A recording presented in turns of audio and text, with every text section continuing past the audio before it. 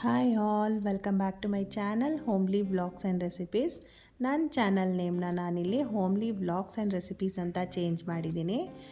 ನಿಮಗೆಲ್ರಿಗೂ ಇಷ್ಟ ಆಗ್ಬೋದು ಅಂತ ಅಂದ್ಕೊಂಡಿದ್ದೀನಿ. ಮಂಡೇ ಮಾರ್ನಿಂಗ್ ವ್ಲಾಗ್ನ ಸ್ಟಾರ್ಟ್ ಮಾಡ್ಕೊಂಡಿದ್ದೀನಿ.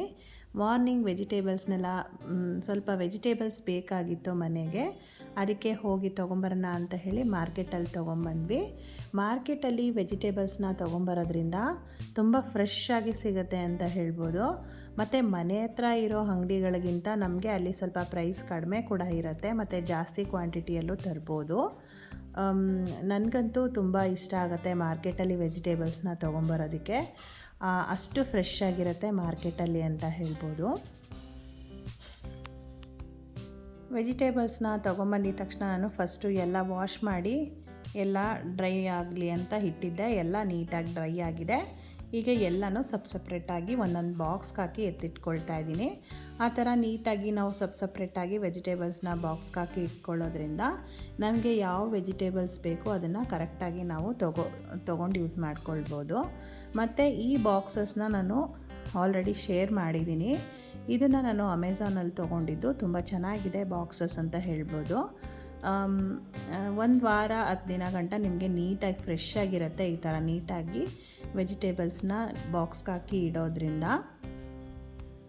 ಮತ್ತು ನಾನು ನನ್ನ ಹಳೆ ವೀಡಿಯೋಸಲ್ಲಿ ನಾನು ಹೇಳಿದ್ದೆ, ಆದಷ್ಟು ನಾನು ವೆಜಿಟೇಬಲ್ಸ್ನ ಫ್ರೆಶ್ ಆಗಿ ತೊಗೊಂಬಂದು ಉಪಯೋಗಿಸ್ಕೊಳ್ತೀನಿ ಅಂತ ಹೇಳಿ. ಈಗ ಸ್ವಲ್ಪ ಹಸ್ಬೆಂಡ್ ಬ್ಯುಸಿ ಇರೋದ್ರಿಂದ ಅವ್ರಿಗೆ ವೆಜಿಟೇಬಲ್ಸ್ನ ಮಾರ್ನಿಂಗ್ ಟೈಮ್ ತಂದುಕೊಡೋದಕ್ಕೆ ಟೈಮ್ ಆಗ್ತಾಯಿಲ್ಲ. ಅದಕ್ಕೋಸ್ಕರ ಎಲ್ಲ ಸ್ವಲ್ಪ ವೆಜಿಟೇಬಲ್ಸ್ನ ಸ್ಟಾಕ್ ಇಟ್ಕೊಳ್ಳೋಣ ಅಂತ ಹೇಳಿ ಹೋಗಿ ಮಾರ್ಕೆಟಲ್ಲಿ ತೊಗೊಂಬಂದಿದ್ದಾಯಿತು. ಹಸಿಮೆಣ್ಸಿನ್ಕಾಯಿನ ಈ ಥರ ತೊಟ್ಟನ್ನೆಲ್ಲ ಮುರಿದ್ಬಿಟ್ಟು ಅದನ್ನು ನೀಟಾಗಿ ಈ ಥರ ಒಂದು ಬಾಕ್ಸಲ್ಲಿ ಸ್ಟೋರ್ ಮಾಡ್ಕೊಳ್ಳೋದ್ರಿಂದ ನಿಮಗೆ 15 ಡೇಸ್ 20 ಡೇಸ್ ಗಂಟನೂ ತುಂಬ ಚೆನ್ನಾಗಿರುತ್ತೆ. 1 ಮಂತ್ ಗಂಟನೂ ಚೆನ್ನಾಗಿರುತ್ತೆ ಹೀಗೆ ಫ್ರೆಶ್ ಆಗಿ ಅಂತ ಹೇಳ್ಬೋದು. ಬೇಕಿದ್ದರೆ ನೀವು ಟಿಶ್ಯೂ ಪೇಪರ್ಸ್ನ ಕೂಡ ಅದ್ರ ಮೇಲೆ ಕವರ್ ಮಾಡಿ ಬಾಕ್ಸ್ನ ಕ್ಲೋಸ್ ಮಾಡಿ ಇಟ್ಕೊಳ್ಬೋದು. ಸೊಪ್ಪುಗಳನ್ನು ಅಷ್ಟೇ ಒಂದೊಂದಾಗಿ ನೀಟಾಗಿ ಬಿಡಿಸಿ ಬಾಕ್ಸ್ಗೆ ಹಾಕಿ ಇಟ್ಕೊಳ್ತೀನಿ. ಬೇಕಾದಾಗ ನಾನು ಉಪಯೋಗಿಸ್ಕೊಳ್ತೀನಿ. ಮತ್ತು ಈ ಬಾಕ್ಸಸ್ನ ನಾನು ಅಮೆಝಾನಲ್ಲಿ ತೊಗೊಂಡಿದ್ದು ಅಂತ ಆಗಲೇ ಹೇಳಿದೆ ಅಲ್ವಾ.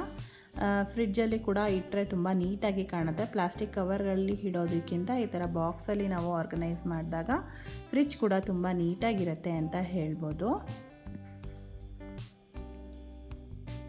ಮನೆಯೆಲ್ಲ ಕ್ಲೀನ್ ಮಾಡೋದಕ್ಕೂ ಮುಂಚೆ ವೆಜಿಟೇಬಲ್ಸ್ನೆಲ್ಲ ನೀಟಾಗಿ ಎಲ್ಲ ಈ ಥರ ಬಾಕ್ಸ್ಗೆ ಹಾಕಿ ನೀಟಾಗಿ ಎಲ್ಲ ಫ್ರಿಡ್ಜಲ್ಲಿ ಅರೇಂಜ್ ಮಾಡ್ಕೊಳ್ತಾ ಇದ್ದೀನಿ. ಫ್ರಿಡ್ಜಲ್ಲಿ ಪ್ಲಾಸ್ಟಿಕ್ ಕವರ್ಸ್ನ ಯೂಸ್ ಮಾಡದೆ ಈ ಥರ ಬಾಕ್ಸಸ್ ಅಲ್ಲಿ ನೀವು ವೆಜಿಟೇಬಲ್ಸ್ನ ಇಟ್ಟಾಗ ತುಂಬ ಆರ್ಗನೈಸ್ ಆಗಿ ಕಾಣಿಸುತ್ತೆ. ಲಾಸ್ಟ್ ವಿಡಿಯೋದಲ್ಲೂ ಕೂಡ ಶೇರ್ ಮಾಡಿದ್ದೆ. ಅದಾದಮೇಲೆ ಮಂಡೇ ಈದ್ ಮಿಲಾದ್ ಕೂಡ ಇದ್ದಿದ್ದರಿಂದ ಮಕ್ಕಳಿಗೆ ರಜಾ ಇತ್ತು, ಹಸ್ಬೆಂಡ್ಗೆ ರಜೆ ಇರಲಿಲ್ಲ. ಅದಕ್ಕೆ ತಿಂಡಿ ಇನ್ ಟೈಮ್ ನಾನು ಮಾಡಿಕೊಡ್ಬೇಕಾಗಿತ್ತು. ಕುಂಬಳಕಾಯಿ ಇತ್ತಲ್ಲ ಅದನ್ನೆಲ್ಲ ಕಟ್ ಮಾಡಿ ಇಟ್ಕೊಂಡಿದ್ದೆ. ಮತ್ತು ಮನೆಯೆಲ್ಲ ಕ್ಲೀನ್ ಮಾಡಿ ಮುಗಿಸಿ ನಾನು ಸ್ನಾನ ಕೂಡ ಮಾಡ್ಕೊಂಬಂದೆ. ದೇವ್ರ ಸಾಮಾನೆಲ್ಲ ಕ್ಲೀನ್ ಮಾಡ್ಕೊಳ್ಬೇಕಾಗಿತ್ತು, ಅದಕ್ಕೆ ಎತ್ತಿಟ್ಕೊಂಡಿದ್ದೀನಿ. ಈ ಕಡೆ ಪಲ್ಯ ಕೂಡ ಮಾಡಿಬಿಡೋಣ, ದೋಸೆಗೆ ಕಾಂಬಿನೇಷನ್ ಆಗಿ ಕುಂಬಳಕಾಯಿ ಪಲ್ಯ ಮಾಡೋಣ ಅಂತ ಹೇಳಿ ಅದನ್ನು ಕೂಡ ರೆಡಿ ಮಾಡ್ತಾಯಿದ್ದೀನಿ. ಇದರ ರೆಸಿಪಿ ಆಲ್ರೆಡಿ ನಾನು ಶೇರ್ ಮಾಡಿದ್ದೀನಿ. ಕುಂಬಳಕಾಯಿ ಪಲ್ಯ ತುಂಬ ಈಸಿ. ಸಾಸಿವೆ, ಕಡಲೆಬೇಳೆ ಮತ್ತು ಈರುಳ್ಳಿ, ಹಸಿಮೆಣಸಿನ್ಕಾಯಿನ ಒಗ್ಗರಣೆಗೆ ಹಾಕ್ಕೊಂಡು ಕಟ್ ಮಾಡಿ ಇಟ್ಕೊಂಡಿರುವಂತಹ ಕುಂಬಳಕಾಯಿನ ಕೂಡ ಹಾಕಿ ಸ್ವಲ್ಪ ನೀರು ಹಾಕಿ ಉಪ್ಪು ಹಾಕಿ ಚೆನ್ನಾಗಿ ಬೇಯಿಸ್ಕೊಂಡ್ರೆ ನಿಮಗೆ ಪಲ್ಯ ರೆಡಿ ಆಗಿಬಿಡತ್ತೆ ಅಂತ ಹೇಳ್ಬೋದು. ಈ ಕುಂಬಳಕಾಯಿ ಪಲ್ಯ ಚಪಾತಿಗೂ ಕೂಡ ಒಳ್ಳೆ ಕಾಂಬಿನೇಷನ್ನು.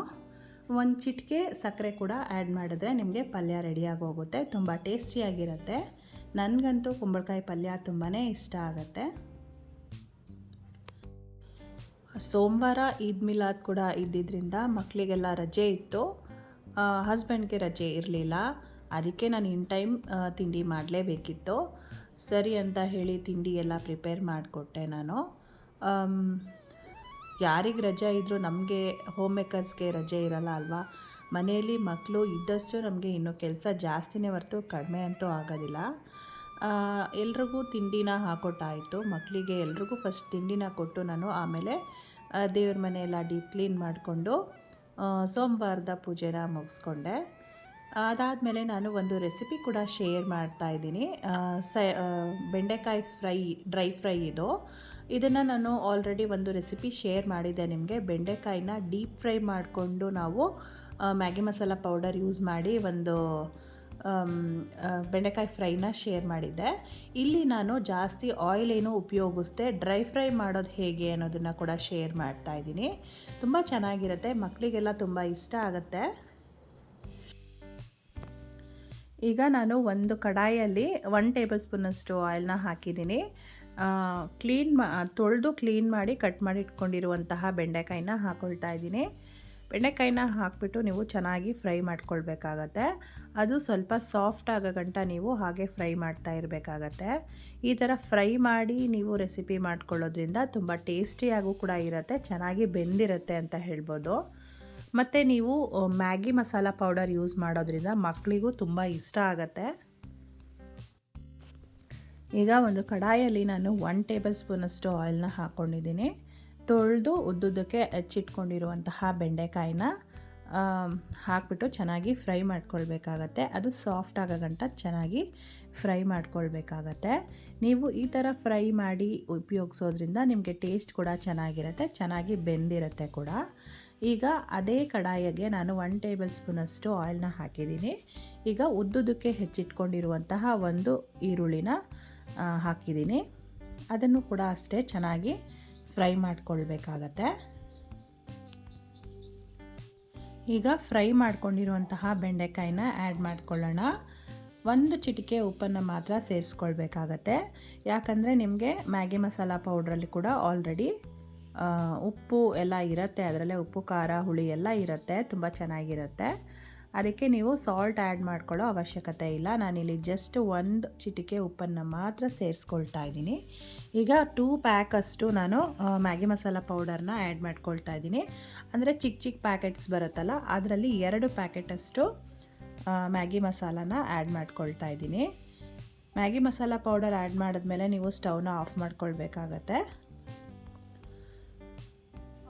ಇದಕ್ಕೆ ಬೇಕಿದ್ದರೆ ನೀವು ಬರೀ ಉಪ್ಪು ಖಾರನ ಮಾತ್ರ ಸೇರಿಸಿ, ಮ್ಯಾಗಿ ಮಸಾಲ ಬೇಡ ಅನ್ನೋರು ಬರೀ ಉಪ್ಪು ಖಾರ ಆ್ಯಡ್ ಮಾಡಿಕೊಂಡು ಕೂಡ ಈ ಥರ ಡ್ರೈ ಫ್ರೈನ ಮಾಡ್ಕೋಬೋದು, ತುಂಬ ಚೆನ್ನಾಗಿರುತ್ತೆ.